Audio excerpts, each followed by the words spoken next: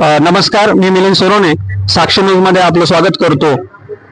Two wheeler पासून three wheeler बनवण्याचा एक उद्देश म्हणजे शेतकऱ्यांच्या कशासाठी उपयुक्त अशी गोष्ट बनवण्यासाठी आपल्यासोबत फॅब्रिकेशनचे मालक अवेलेबल आहेत। आपण त्यांच्यासोबत चर्चा करूया। आपलं नाव सांगा।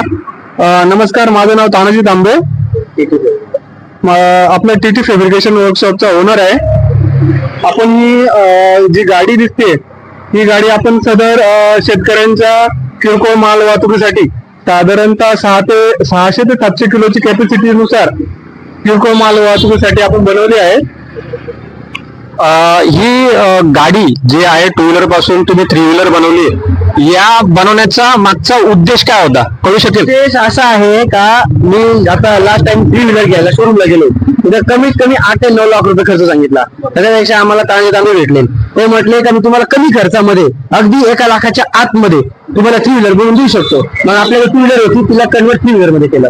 हे तुम्हाला या गोष्टीसाठी साधारण किती खर्च आला असेल? सदर आपल्याला टू व्हीलरची थ्री व्हीलर बनवण्यासाठी एक 50,000 ते 65,000च्या आसपास खर्च येतो। तो आपल्या लोड कॅपॅसिटी नुसार आपण बदल करून बनवून देतो। साधारण किती वेळ लागला गाडी बनवण्यासाठी? किती वेळ लागला असेल? मला 15 दिवसात बनवून दिली गाडी।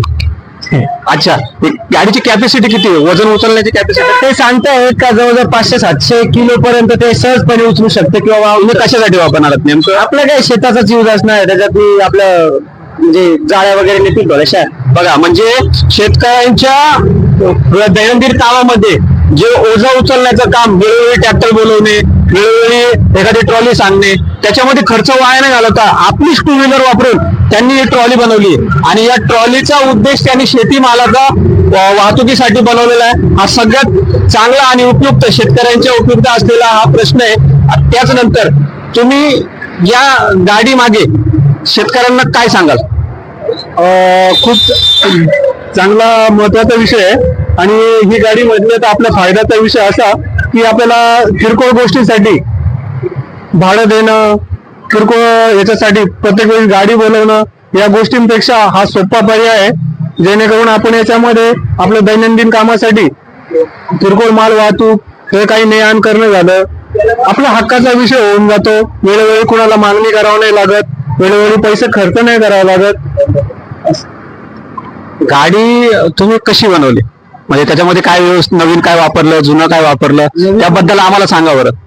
नवीन म्हणजे त्यांनी आपले जे नॉर्मल इंजिन आहे त्याच्यामध्ये थोडे अटॅच रिव्हर्स आणि फॉरवर्डचा एक गिअर बसवला। त्या गिअरवरच गाडी मागे पुढे होते आणि एकदम सॉफ्ट, आणि कुठल्याही चढायला तुम्ही कशी चढवा गाडी चढते।